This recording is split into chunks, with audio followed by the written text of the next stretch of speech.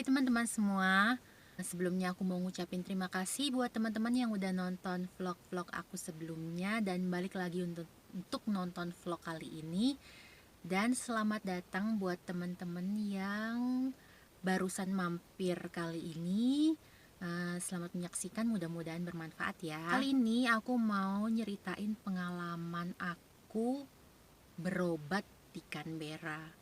Jadi memasuki bulan ke-8 tinggal di sini, aku udah 2 kali nganterin anak berobat ke dokter. Pengalaman yang terbaru banget, jadi minggu lalu anakku yang kecil itu sakit. Dia nunjukin gejala ISK gitu.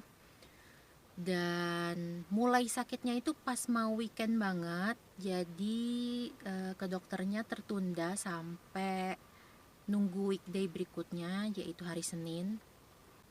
Dia sampai nangis-nangis banget kalau mau pipis, terus itu kayak pipisnya nggak tuntas juga gitu, kayak sekali pipis tuh kayak mesti bolak-balik sampai 5 kali ke toiletnya baru selesai.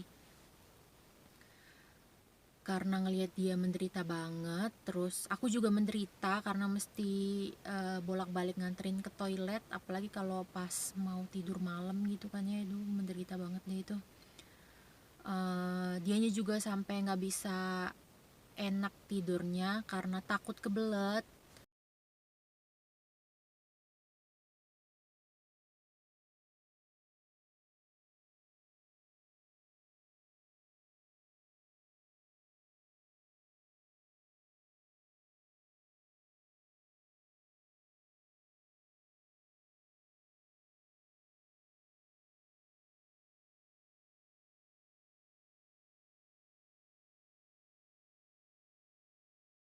Jadi aku pas hari Senin abis ngedrop off anak pertama di sekolah, aku langsung cabut nganterin anakku yang kecil ke dokter.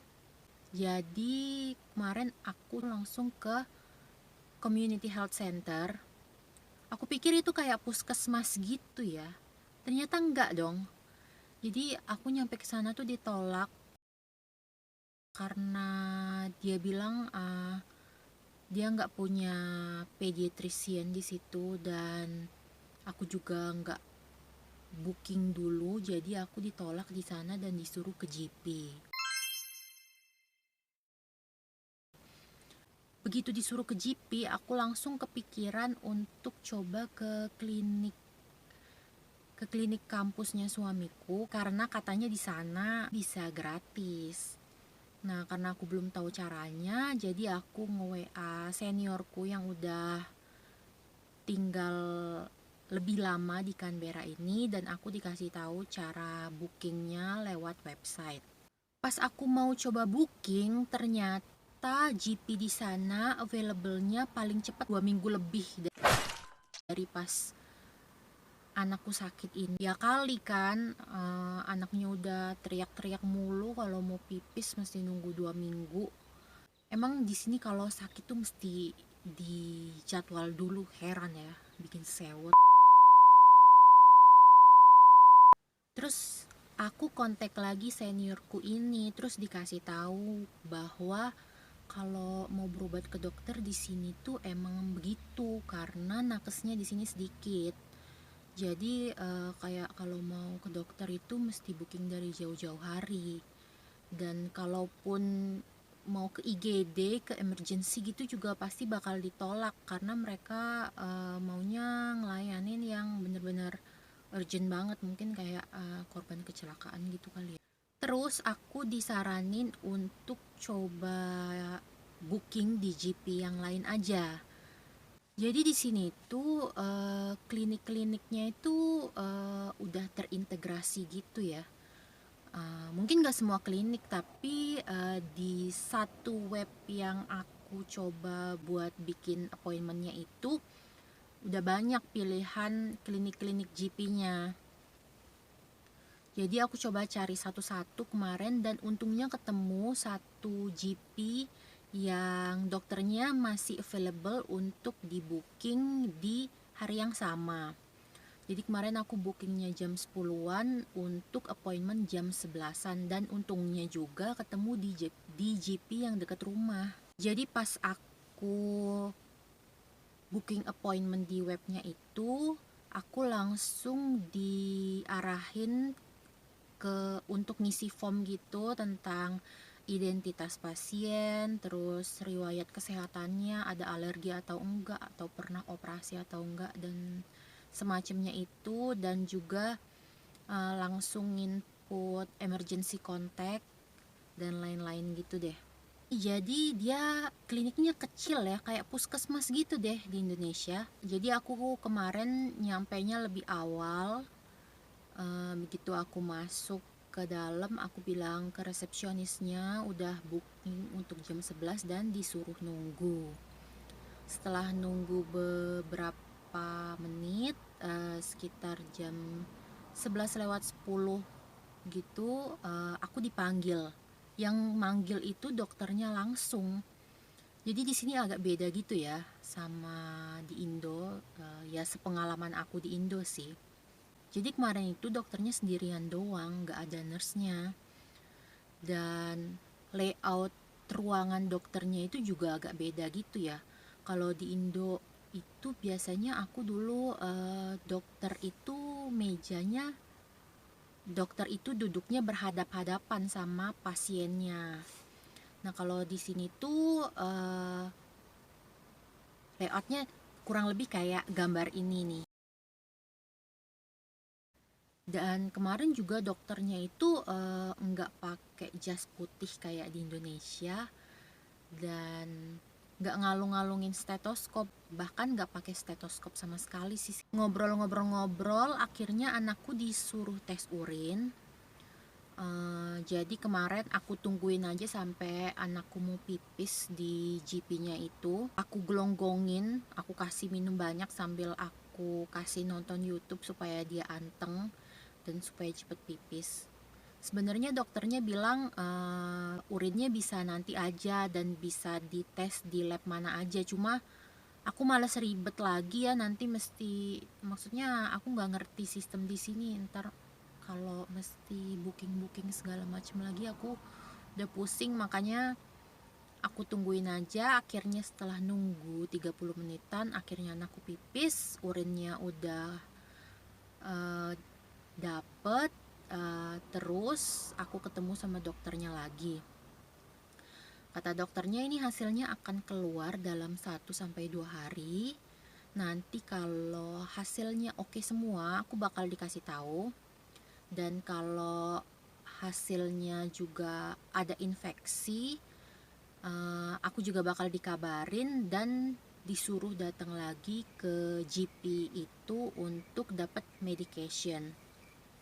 Jadi kemarin anakku nggak dikasih obat apa-apa sama sekali, cuma disaranin untuk minum prune juice. Prune, setauku prune itu kalau di Indonesia itu aku taunya prune itu buat topping kue lapis legit atau lapis Surabaya itu loh. Tapi aku nggak beli prune juice juga sih. Setelah itu adalah saat yang paling penting, yaitu bayar. Jadi di klinik ini, mungkin di klinik GP yang lain juga gitu ya.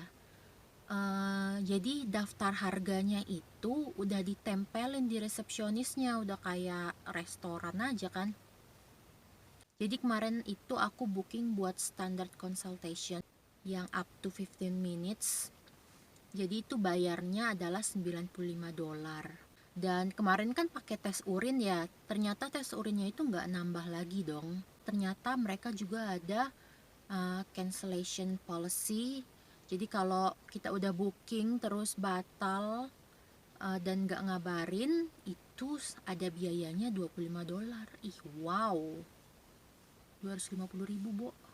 Nah, 2 hari setelah dari GP itu, akhirnya aku dapat SMS dari GP-nya bahwa hasil tes urin anakku oke-oke aja, bagus-bagus aja. Jadi aku nggak perlu balik ke GP-nya, dan anakku juga jadinya nggak perlu minum obat kan. Dan dia juga udah nggak kesakitan lagi kalau mau pipis. Hore! Nah, Itu dia pengalaman aku nganterin anak berobat ke puskesmasnya Canberra alias GP.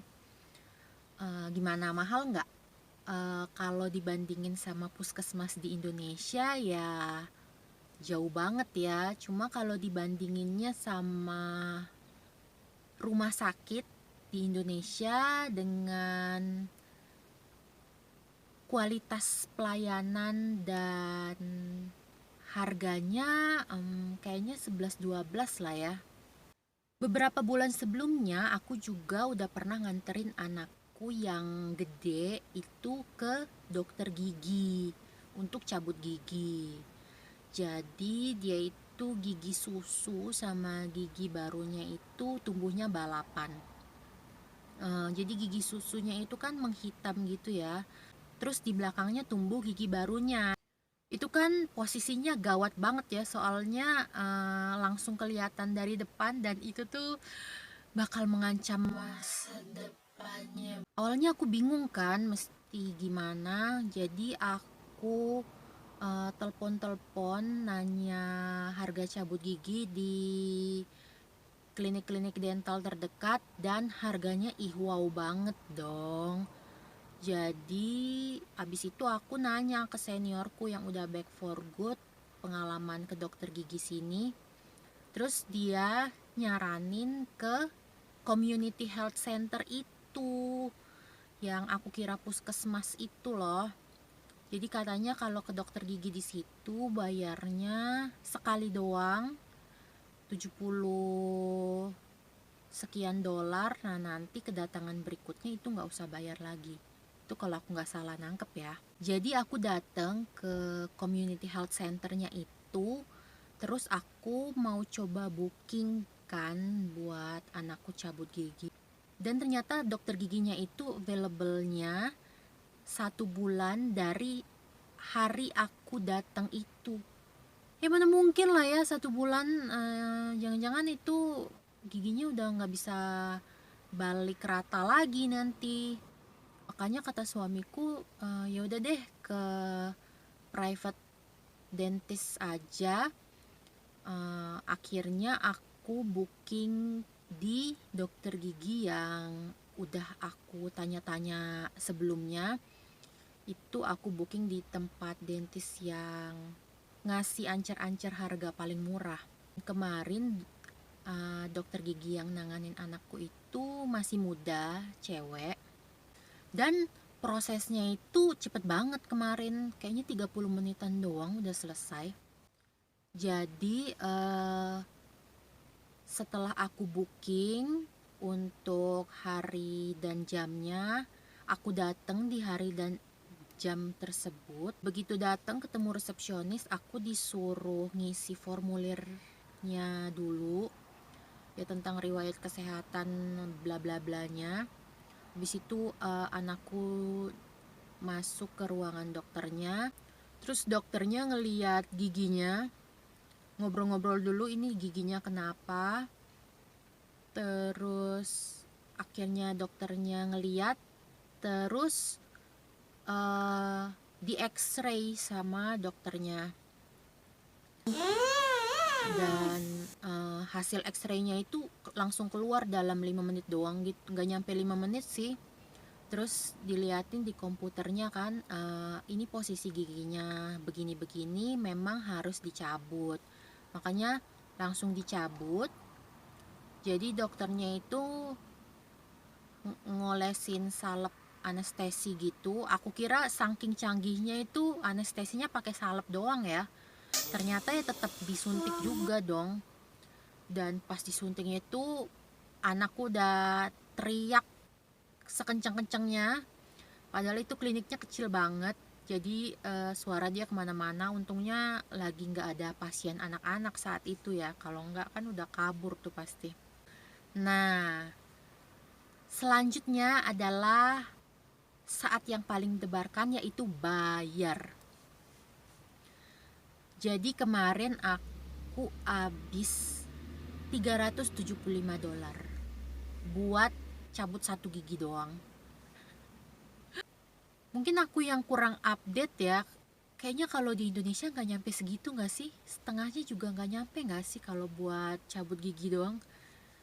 Soalnya aku jarang ke dokter sih, puji Tuhannya. Setelah bayar 375 itu, terus resepsionisnya bilang kalau nanti ada keluhan di tempat gigi yang dicabut itu, nanti anakku boleh datang lagi untuk terima pengobatan tanpa biaya tambahan. Tapi untuk di area yang dicabut giginya itu doang ya.